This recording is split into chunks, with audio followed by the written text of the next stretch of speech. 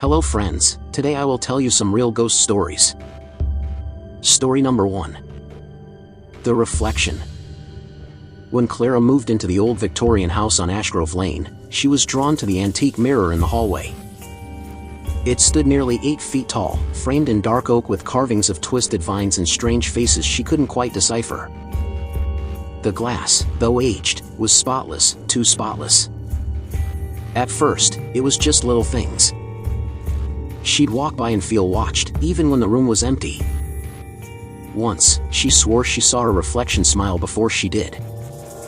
She laughed it off, blaming stress. But things escalated. Every night at 3:33 a.m., the house creaked unnaturally. Not like wood settling, more like footsteps. She'd get out of bed to check, only to find the hallway cold, the mirror fogged from the inside. Then came the whispers. Faint and desperate, they echoed from the mirror's glass when the lights were out. One night, Clara leaned in to listen. "Help me," it whispered in her voice. Frozen with terror, Clara backed away, but the reflection stayed still. It blinked a moment later, then smiled, too wide, too hungry. And it began to move. Stepping forward while Clara stood frozen, unable to flee. Her screams were never heard. Now, when someone new buys the house, they always comment on the beautiful mirror. And if they look closely enough, they might see a shadow behind the glass, staring. Waiting for them to lean just a little too close. Story number 2. The Ghost of the Dakota. The Dakota, a historic apartment building on the Upper West Side of Manhattan, is best known as the place where John Lennon lived, and where he was tragically killed in 1980. But long before that, the Dakota had a reputation for being haunted. Residents and staff have reported strange occurrences for decades. One of the most enduring tales involves a little girl with long blonde hair who appears in the hallways. She's been seen laughing softly and holding a red ball. But when anyone approaches her, she vanishes into thin air. In the 1960s, an elevator operator claimed he saw her multiple times and once even heard her say, "I live here," before disappearing.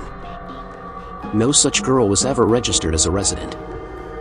John Lennon himself reportedly saw a ghost in the Dakota. He described seeing a crying lady wandering the halls, dressed in 19th century clothing. His widow, Yoko Ono, later said she saw John's spirit sitting at his white piano after his death. She claimed he turned to her and said, "Don't be afraid. I am still with you." To this day, residents still whisper about flickering lights, cold spots, and strange whispers in the night. The Dakota remains one of New York's most elegant buildings, and one of its eeriest. Story number 3. The Haunting of the Queen Mary, Long Beach, California.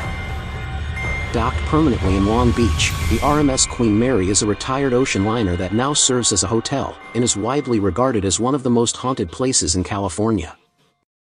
During her years of service, including use as a World War II troop ship, the Queen Mary saw at least 49 recorded deaths on board. Some say many more went undocumented. Visitors and staff report chilling experiences in several parts of the ship. One of the most notorious areas is room B340, which has been sealed off for decades.